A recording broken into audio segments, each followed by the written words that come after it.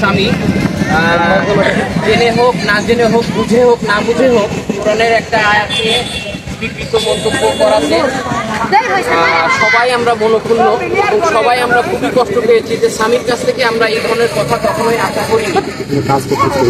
ভবিষ্যতে আমরা কখনো স্বামীর কাছ থেকে এই ধরনের কথা আশা করব না এবং স্বামীর প্রতিও আমাদের অনুরোধ থাকবে, ইসলাম শান্তির ধর্ম।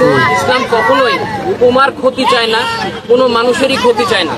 ইসলাম ধর্মে যেটা দেওয়া আছে যে তুমি কোনো ধর্মকেই অসম্মান করতে পারো না। তোমার নিজস্ব মতবাদ থাকতেই পারে, নিজস্ব চিন্তাধারা থাকতেই পারে, কিন্তু অন্য ধর্মের মানুষকে তুমি গালি দিয়ে বা অন্য ধর্মের সমালোচনা করা অন্য মানুষের অনুভূতিতে আঘাত তুমি আনতে পারো না।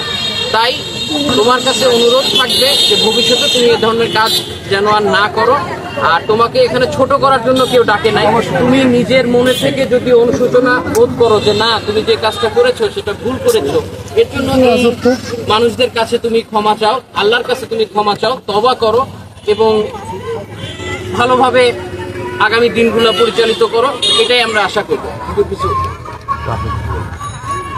ইন্নাল হামদুলিল্লাহ ওয়া সালাতু ওয়া সালামু আলা রাসূলিল্লাহ।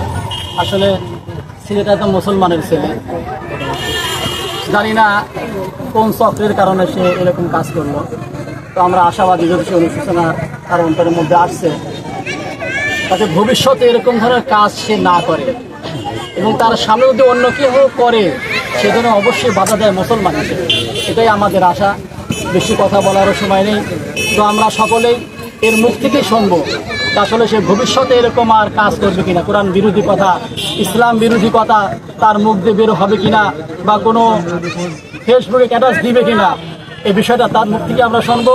এবং তার মধ্যে যদি আসলে অনুশোচনা থেকে থাকে তাহলে আমাদের সবার সামনে সে ভুল স্বীকার করবে, আল্লাহর কাছে প্রথমে ক্ষমা চাবে যে আল্লাহ যেন তাকে ক্ষমা করে দেয়, আমরা তার জন্য দোয়া করবো। এটাই আমাদের উদ্দেশ্য, তাকে হ্যাঁ প্রতিপন্ন করার উদ্দেশ্য আমাদের না।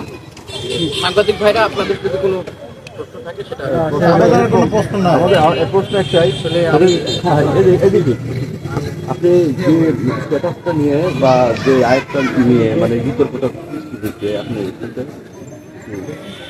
বিষয়ে কথা বলবেন এবং ওটার বিষয়ে আর বাদ বাকি তো ওরা বলেই ঠিক আছে জানান।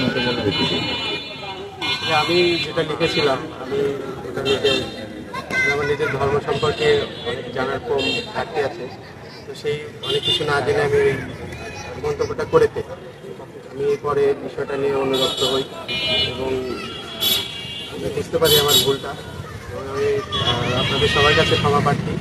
ভবিষ্যতে এরকম কোনো কিছু আমার দ্বারা হবে আল্লাহ, আমি আল্লাহর কাছে ক্ষমা চেয়েছি এবং আপনাদের কাছেও ক্ষমা প্রার্থী।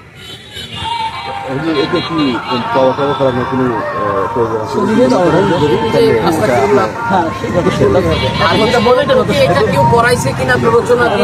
আমাদের কথা এটা তাকে তো পড়াইছে কিনা, গ্রুপ আছে কিনা,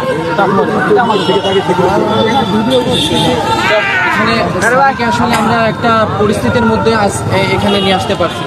এখন সে হয়তো বলতে পারে তাকে চাপ প্রয়োগের মাধ্যমে আমরা এখানে নিয়ে এসে তাকে জবানবন্দি নিচ্ছি, তার থেকে আমরা তাকে এরকম জোর জবরদস্তি করে এই পর্যায়ে নিয়ে আসছি। আসলে সে বলুক, সে প্রথম পর্যায়ে আমাদের সাথে সে লাইভের মাধ্যমে সে ক্ষমা চাইতে চাইছিল, সে আমাদের কথাও দিয়েছিল, কিন্তু শেষ পর্যন্ত সে কিন্তু সেই ক্ষমা চাওয়ার থেকে সে বিরত থাকে এবং সেইখান থেকে সে সরে আসে। আমরা জানতে চাই যে আমাদের এই জানাটাতে তোমাকে কে উদ্বুদ্ধ করে ক্ষমা চাইতে, মানে সে কে নিষেধ করে ক্ষমা চাইতে? আসলে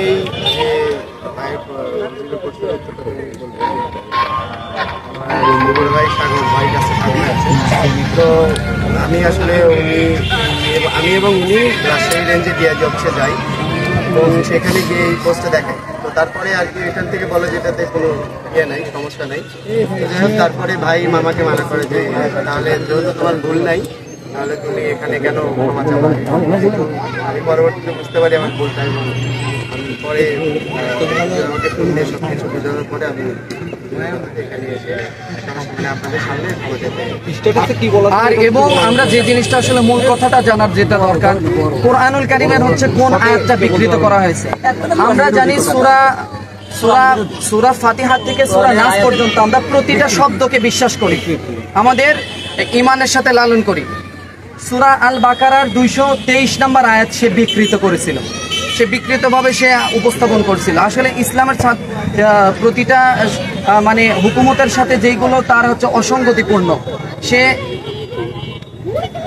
কোরআনুল কারীমের হচ্ছে 223 নম্বর আয়াতের মধ্যে হচ্ছে আল্লাহ রাব্বুল আলামিন বলছেন, তোমাদের স্ত্রীগণ তোমাদের শস্যক্ষেত্র, অতএব তোমরা তোমাদের শস্যক্ষেত্র যেমন চাও আগমন করো, আর নিজেদের জন্য আল্লাহর নির্দেশ পালন করো, অগ্রিম প্রেরণ করো এবং আল্লাহকে ভয় করো ও জেনে রাখো তোমরা অবশ্যই তার সাক্ষাতে উপস্থিত হবে। এখানে আসলে আমরা বুঝতে পাই কি, আমাদের স্ত্রীগণ আমাদের জন্য হালাল না?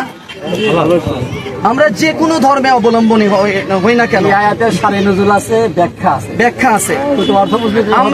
আমরা যদি ঠিক আছে, এই আয়াতটা কিসের জন্য নাজিল হয়েছে, এই আয়াতের প্রেক্ষাপট আছে, এই আয়াতের শানি নজরুল আছে, এই আয়াতের ব্যাপক হচ্ছে তাফসির আছে, এর ব্যাখ্যা আমাদেরকে জানতে হবে, এর হাদিস সম্পর্কিত, এর আয়াতের সাথে হাদিসের সম্পর্ক আছে। এই জন্য আমরা বলবো কি, তোমাকে আমরা সবচাইতে বড় উপদেশ দেবো, তুমি বেশি বেশি করে স্টাডি করো। তোমার যদি ইসলামের কোনো বিষয় নিয়ে যদি তোমার যদি যুক্তিক যদি কোনো সন্দেহ থাকে, তুমি স্টাডি করো, পড়াশোনা করো, এবং তুমি যারা জানে তাদেরকে তুমি প্রশ্ন করো। অতএব তুমি সন্দেহমূলকভাবে কিংবা তোমার মনের কাছে কোনো বিচ্যুতি তৈরি হলো, সেখান থেকে তুমি আমাদের ইমানে আঘাত করতে পারো না। এই জন্য এটা সকলেরই চাওয়া, আমরা চাই তুমি তোমার যে কোনো, তুমি হিন্দু থাকবে কি মুসলিম থাকবে কি তুমি শাহবাগী হবে, সেটা অবশ্যই এই বর্তমান, যেহেতু আমাদের দেশটা তো ইসলামী রাষ্ট্র না, আমরা চাইলেও তো ইসলামী হুকুমত কায়েম করতে পারবো না। সে চাইলেই যে কোনো একটা অবস্থানে সে থাকতে পারে, কিন্তু তুমি আমাদের ইমানে আঘাত করার অধিকার রাখো না। আসলে কি রাখে? আমাদের ইমানে আঘাত করার অধিকার রাখে না। তুমি তোমার অবস্থান থেকে আসলে তুমি এখন তুমি সবার কাছে এখন যেভাবেই বলছো, তুমি তোমার মতো করে যদি সত্যিই যদি এই ব্যাপারে অনুতপ্ত হও তাহলে ক্ষমা চাও, আর যদি তাও না হও তাহলে তোমার অবস্থান সম্পর্কে ক্লিয়ার করে যাও। আমার মতো করে ভাই ক্ষমা চাও, ভালো করে একদম।